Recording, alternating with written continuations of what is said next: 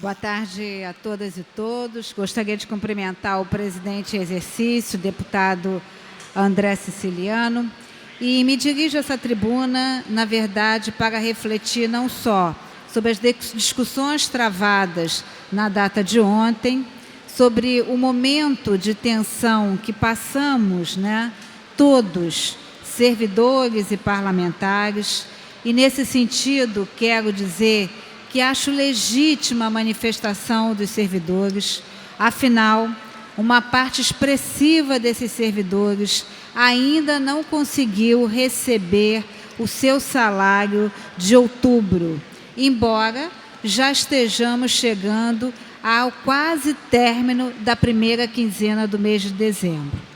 Quero dizer que também não aprovei a tomada da Igreja de São José feita pela Polícia Militar.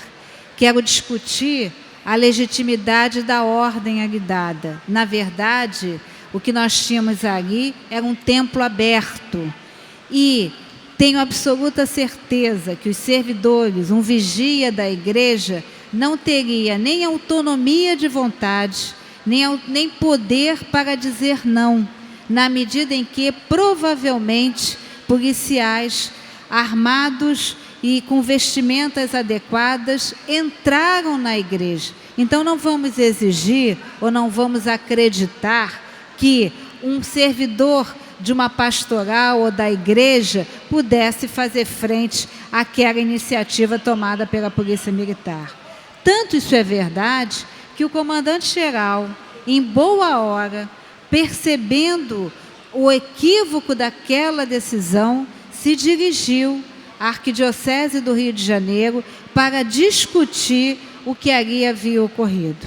Da mesma forma, eu não tenho dúvidas que haviam pessoas que nada tinham a ver com os servidores públicos. Os atos de vandalismo, de quebrar, e isso foi visto de uma forma muito transparente através da mídia televisiva, em que a quebra de andaimes, o fogo no andaime, a quebra de placas e as pessoas que ali estavam fazendo esse tipo de ação, eu não tenho dúvida que aqueles não eram servidores públicos. Então eu tenho certeza que haverá sabedoria por parte da Polícia Civil em distinguir o que é ato legítimo da manifestação dos servidores que estão em trabalho escravo porque não receberam os seus salários e o que é excessivo e abusivo por parte daqueles que eu não tenho dúvida que não eram servidores públicos. No dia de ontem, essa casa sinalizou para o governo do Estado qual é o tom que pretende dar aos projetos que serão encaminhados e que estão sendo analisados. Quando nós aqui recusamos os supersalários, eu não posso exigir que uma pensionista da Polícia Civil ou do Corpo de Bombeiro, cujo marido trabalhou mais de 40 anos, para deixar um salário que não corresponde ao merecimento que deva ser dado a esse servidor. Com certeza, esse servidor ganha menos do que ele merece se nós considerarmos o seu desempenho, a sua dedicação e o risco permanente desse servidor. Eu não posso querer que uma pensionista que não ganha R$3.000 não esteja recebendo seu salário e um secretário de Estado, por maior eficiência que possa ter, possa receber de 50 a 80 mil reais e que receba em dia. Então, o que nós estamos discutindo aqui é efetividade. O que nós estamos fazendo aqui, em última análise, é justiça. Então, em muito boa hora, eu quero dizer que eu votei não aos supersalários. Em muito boa hora, nós acabamos com os supersalários. E quero contrapor aqui 2 argumentos. Me perdoe, mas essas pessoas que estão à frente dessas pastas, essas políticas não vão bem. Não vai bem a educação. não vai bem o planejamento e as finanças. Então, se esses secretários, ao longo desses últimos anos, receberam seus super salários, e se eles forem embora, eles vão em boa hora.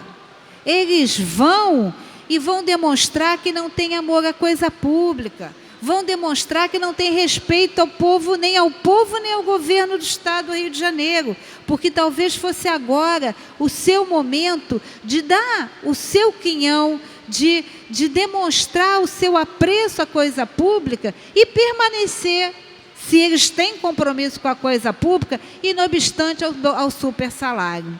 E a outra questão é o seguinte: eu não tenho dúvidas que dentro dos quadros dos servidores, há servidores competentes e capazes para ocupar esses espaços.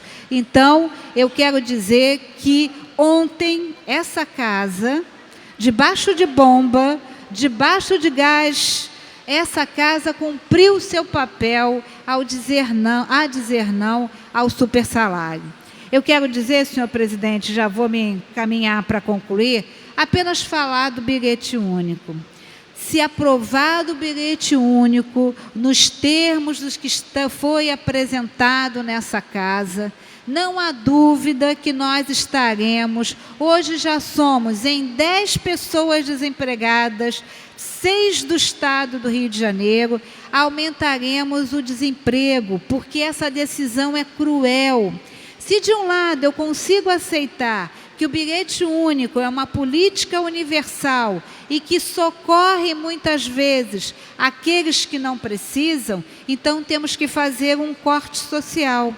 Mas o corte apresentado aqui de R$ 150 vai fazer com que o morador de Queimados, o morador de Japeri, o morador da Baixada Fluminense, de Itaboraí e de São Gonçalo, das duas uma, ou ele seja conduzido ao desemprego, porque efetivamente o empregador não vai bancar esse custo, ou ele então vai ter que fazer o que acontecia antigamente, quando uma faxineira que morava na Baixada dizia que morava lá na Penha, minha cidade, meu bairro de coração, que eu tenho muito orgulho de ter nascido. Por quê? Porque assim ela conseguia arrumar um emprego, porque a patroa dava a passagem até a Penha e ela perdia o valor da passagem da Penha até Caxias. Então é esse momento que nós vamos ver. Mas há uma caixa preta que precisa ser aberta.